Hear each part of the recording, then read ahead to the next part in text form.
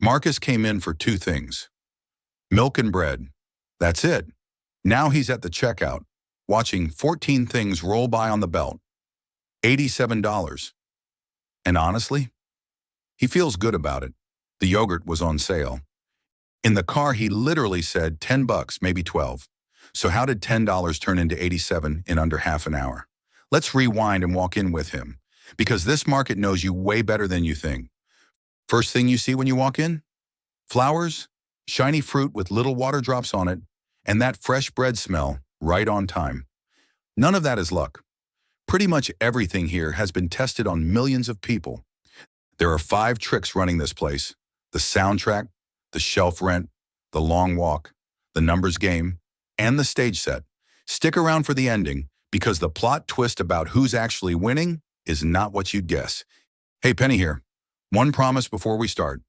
Every number you'll see tonight is real, from actual studies, government reports, or store managers just straight up admitting it.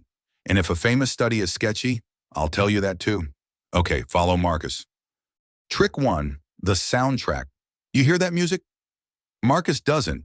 That's the trick. Years ago, a researcher tried something sneaky in one supermarket. Some days he played slow songs, other days fast ones. Then he secretly timed how fast people walked. The result? Slow music, people strolled. Fast music, people rushed. About 17% difference. And when he asked shoppers afterward, most couldn't even say if music had been playing. And here's the money part. On slow music days, the store made 38% more. Think about that. Slower feet means more time near the shelves, and more time near the shelves means a fuller cart. The song does the selling. Real talk for a second. Slow music beat fast music. Nobody ever proved it beats no music, but the main idea shows up everywhere. The store atmosphere controls your speed, and your speed controls your bill. So next time the dairy aisle feels all chill and cozy, like nobody's in a hurry, that's on purpose. Nobody's making Marcus slow down. The room is just suggesting it, and his feet keep going along with it. Trick 2, the shelf rent. Check out this cereal wall. Marcus thinks the popular stuff gets the good spots. Nope. The good spots are basically apartments, and brands pay a premium rent to live there. The government actually looked into this. Just getting one new product onto a grocery chain's shelves can cost a brand thousands of dollars per item, per city. Launching something across the whole country, that can run over $1 million before anyone buys a single box. What brands are really buying is the premium shelf height. There's a magic zone on every wall, and every shelf on it has a price. And who gets to live there is never, ever random. Researchers tested it in 60 stores. They took products from the worst shelf spots, the very top or the very bottom, and moved them to the best one. Sales jumped about 39%. Same product, same price, just at the right height. And here's the funny part. The best spot isn't at your eye level. It's a little below, because when people shop, they look slightly down. The store literally knows the angle of your neck. Oh, and you know what else? The shelf at a kid's eye level is also for sale, for kids' products. This is not an accident. When you're small, the products lean down to meet you. Trick 3, the long walk. The milk, the one thing Marcus actually came for, is all the way in the back corner. The internet says that's a trap to make you walk past everything. The real story is better. It's half machine, half confession. The machine half. The milk fridge backs right up against the delivery dock. Milk shows up constantly and goes bad fast, so it goes truck, cold room, then shelf. One straight cold line. That part's just plumbing. The confession half. Stores know exactly what the long walk to the milk fridge does. A dairy guy from a big warehouse chain once said, "We call it building the basket, so the plumbing is real. And so is the harvest on your way there." But here's what nobody expects. Researchers put trackers on 27,000 shopping carts to see how people actually move. Almost nobody walks every aisle. We stick to the outside loop and dive in for what we need, in and out. Still, the numbers don't lie. The more ground you cover in here, the more random stuff ends up in your cart. It's not about time, it's distance. Every extra aisle is another chance for something to jump in. You might have heard every minute in a store costs you $2. Sounds scary. The clock isn't taking your money, the extra walking is. Trick 4, the numbers game. Marcus grabs pasta sauce, $3.99. Right next to it, a big yellow sign, 2 for 7. In the next half second, his brain gets played 3 ways. Watch this. Play number 1, the 9, real experiment. A company sold the exact same dress for $34 and for $39. The $39 one sold about 30% more. It cost more and it sold more. That 9 just feels like a deal, even when it isn't. The 9 works best on stuff you've never bought before. Your brain has no memory to check the price against, so the 9 gets to whisper bargain with nobody arguing back.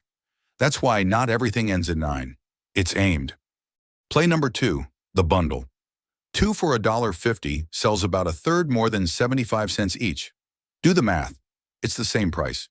But the sign puts a 2 in your head, and it sounds like a bundle deal. Your hands just follow it. Play number 3, the limit. Put limit 12 per person on soup, and people who were going to grab 3 cans suddenly take 7. The price never changed. The sign just made soup feel rare and scarce, and brains hate missing out on rare. Quick honesty break. The guy behind that soup study later got caught with a bunch of bad research, and a lot of his work got thrown out. But this study wasn't one of them, and over 100 newer studies back the idea. We check this stuff so you don't have to. So look at this one aisle, a 9 where your memory is blank, a bundle instead of a price, a limit that turns soup into treasure, 3 plays, and not one of them change what anything actually costs. Trick 5, the stage set. That shelf at the end of every aisle, the end cap, is the store's billboard. Put drinks there and sales can straight up double. Nothing got cheaper, it just got a better seat. And here's the part everyone gets wrong. End caps feel like the sales section, right? A lot of the time, nothing there is discounted at all. Brands pay extra for that spot. It's an ad you can physically put in your cart. Even the air is part of the show. The president of Cinnabon admitted they put the ovens near the front on purpose, because the smell is the ad.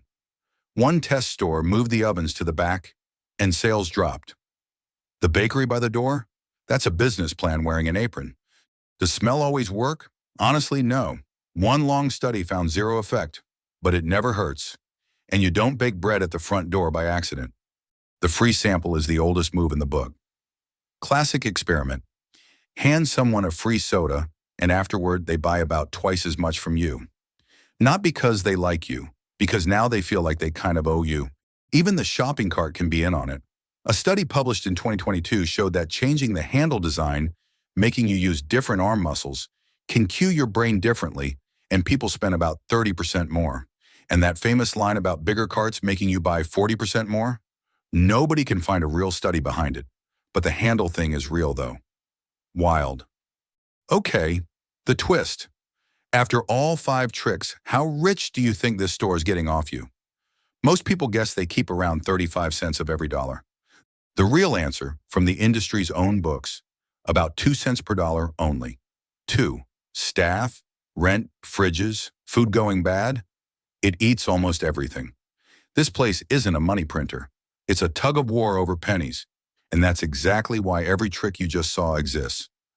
What about shrinkflation? Packages quietly getting smaller. It's real, but way smaller than the internet makes it sound. Across 5 years, it barely moved overall prices. Worst hit were things like paper towels and snacks, where about 1/10 of the price jump came from shrinking. Real trick.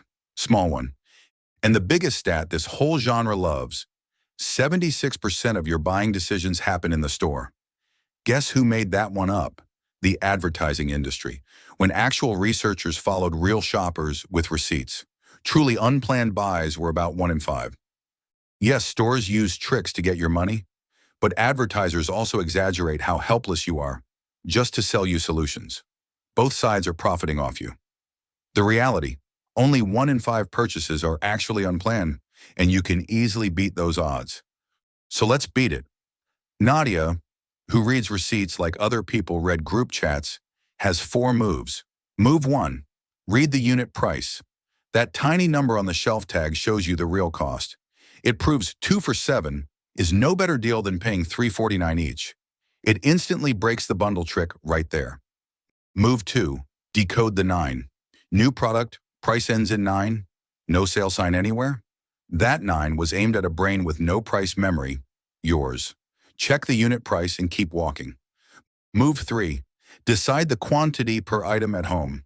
Write 2 next to pasta on your list, and the limit signs and bundles have nothing to grab onto. Those tricks only work on people who haven't decided yet. Move 4. Walk with a plan. Stay on the outer edge of the grocery store because every aisle you avoid is a trick you dodge. And instead of just making a shopping list, set a strict dollar amount before you walk in, just like Marcus's $12 budget. Tonight, Marcus leaves the store with milk, bread, and bananas, spending only $19. Even though the store used all 5 tricks, he avoided overspending because he knew how to counter them. By shopping smart, the store makes its small profit, and your money stays in your pocket. Here's the thing. This grocery store runs the gentle version of the psychological tricks that run everywhere in your life. The music, the layout, the look-alike bundle deals, and the illusion of the number 9. The Warehouse Club runs the heavy-duty version. That video's on screen. If an aisle will never look the same to you again, hit subscribe and join us next time as we name another machine.